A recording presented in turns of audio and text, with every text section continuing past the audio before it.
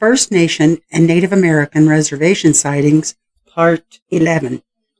Near the Conuma River in 1928, a local Indian resident reported that he was kidnapped and kept as a prisoner by a Sasquatch on Vancouver Island. J.W. Burns. There is little detail in the male kidnapping story, but it's worth mentioning since little is written about men being captured and held by the Sasquatch. And of male captives, I only have the John Lewis incident, the Albert Osman kidnapping, and the brief mention of the Conuma male with no details. There were other hairless males among the Sasquatch. The French baby rescued by the Sasquatch in the Canadian wilderness when all occupants of a plane crash were killed but the tiny infant.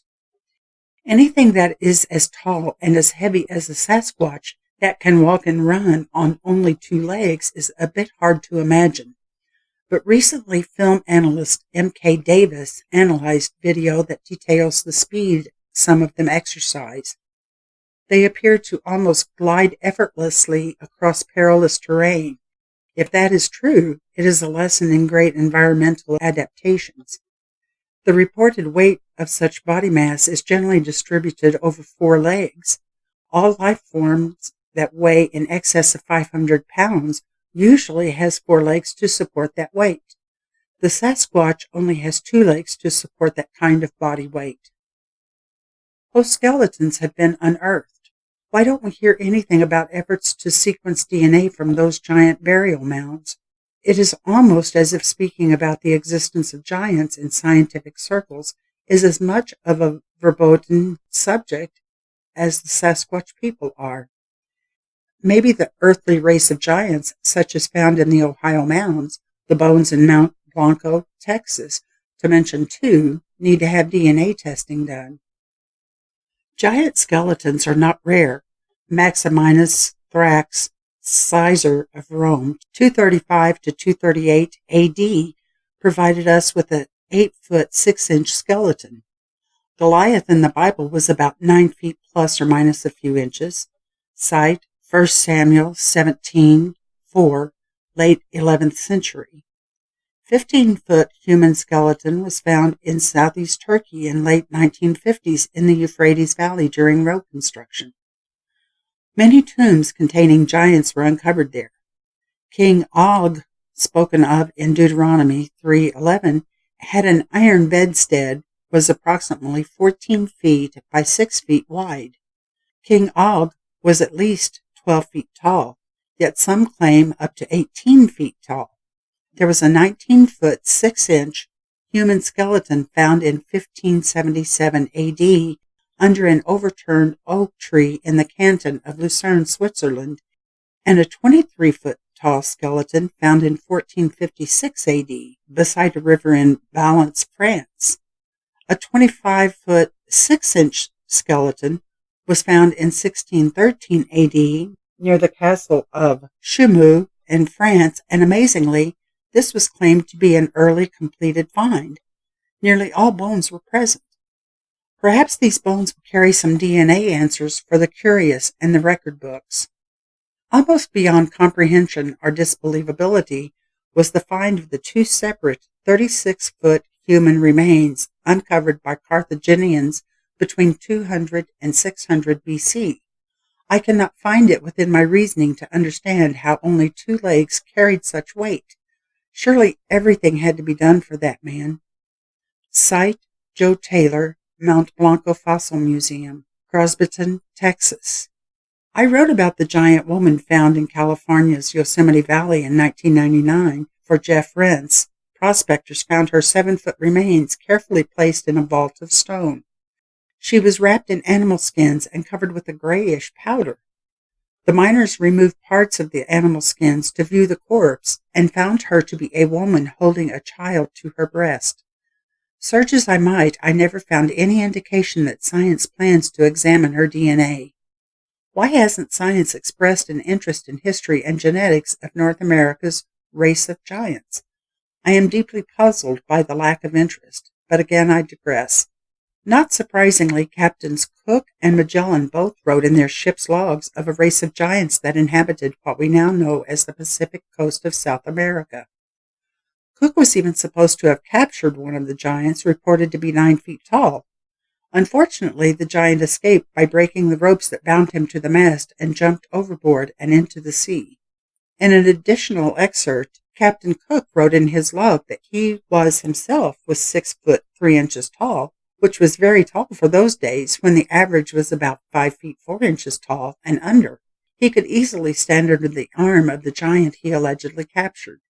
Mr. Point's letter unwittingly brought to my attention many things, specifically his diminishing numbers remark.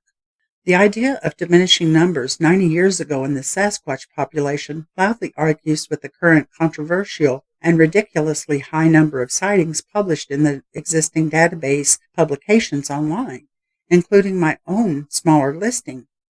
Can all those sightings be true? It's hard to say, but the combined numbers in the available data is quite high and does not support dwindling numbers in Sasquatch census. Many natives have not seen anything resembling Bigfoot-type creatures in modern times, but the folklore, myths, and traditions about the creature are well known. I am often spirited back to something hunter-tracker author Peter Burns said during a shoot for the Sci-Fi Channel on USA Television. In the program, there was a Bigfoot segment called Sightings. The documentary has been shown in rerun many times and is now relegated to the internet on YouTube. The episode was about the Ohio Grassman Bigfoot nesting site found that featured Dr. W. Henner Fehrenbach, Jody Cook, and George Clapison. But to the point, according to Burns' on-camera quote, Sightings records him saying, out of 3,000 Bigfoot witness reports, 5 turned out to be legitimate. That is a staggering number of misidentifications, wild goose chases, and hoaxed reports, and may be closer to the truth than ever imagined. Byrne, of course, was referring to his compilations from the organization he headed beginning in 1992. The project was called the Bigfoot Research Project and was funded by a generous 5-year grant from the Boston Academy of Applied Science.